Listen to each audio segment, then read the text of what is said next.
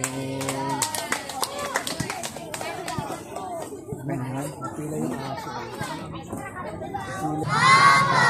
tayo magsimula, meron akong 3 golden rules. Pero gusto ko, dito muna kayo tumingin sa akin. Ito lang ha, 3 golden rules. Una, upo ng maayos. Unang maayos. Pangalawa, sarang bibig. At buksan ang tenga. Yan.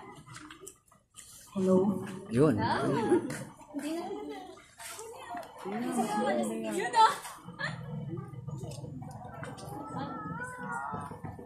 Pangatlong golden rules ay mag-focus! Okay, mga bata. Ang kwento ko ngayon ay hango sa Biblia. Noong unang panahon, merong isang lingkod ng Diyos, ang pangalan niya ay si Abraham. Si Abraham ay matanda na. Matanda na siya. Alam niyo ba mga bata, nangako ang Panginoon kay Abraham na pagpapalain siya ng Panginoon. Bibigyan siya ng maraming anak. Kasindami ng bituin sa langit at kasindami ng buhangin sa dagat. Pero alam niyo ba, lumipas ang mahabang panahon, matanda na si Abraham at ang kanyang asawang si Sarah. Ito sila, matanda na sila pero hindi pa sila nagkakaanak. Sila ba parang nakalimutan na ng Panginoon yung pangako niya kay Abraham? Pero hindi yun totoo. Isang araw, dumalaw ang 3 lalaki. At nang dumalaw yung 3 lalaki, sabi sa kanila, sabi kay Abraham, Abraham, magkakaanak ka na. Magkakaanak ka na, Abraham. At alam niyo ba, narinig ni Sarah yun. Ito si Sarah, nung narinig ni Sarah yun, natawa siya. Paano ako magkakaanak? Ang tanda-tanda ko na. Tingnan yung mga batang tsura ni Sarah. Di ba ang tanda niya na? Sabi ng 3 lalaki, Abraham, magkakaanak ka na. Bibigyan ka ng Panginoon ng anak. Pero si Sarah, tumawa lang siya. Pero ang pangako ng Panginoon ay naging posible dahil walang imposible sa Panginoon. Kahit na matanda na si Sarah at si Abraham, ay hindi nakalimutan ng Panginoon ng kanila ang kanyang pangako. Kaya, pagkalipas ng 1 taon, nagbuntis si Sarah at siya ay nagkaroon ng anak. Ayan.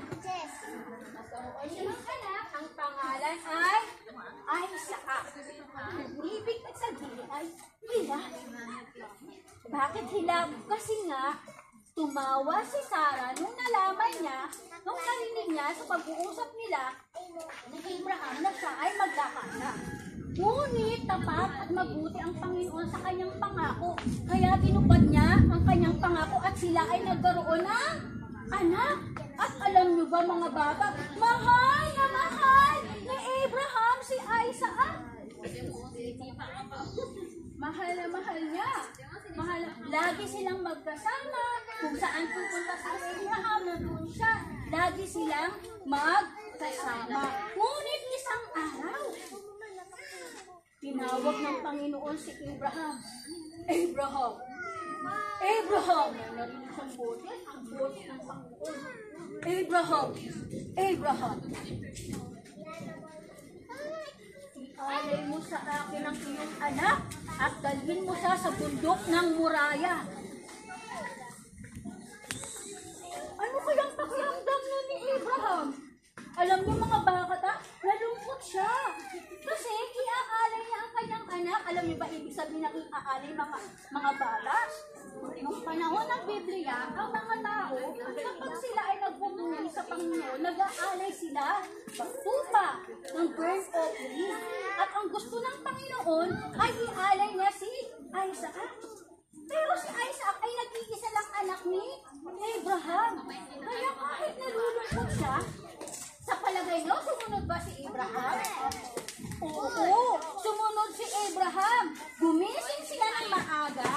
kasama yung kanyang tatlong alipin at naghanda na sila, nagdala ng kahoy, ng sundang, at saka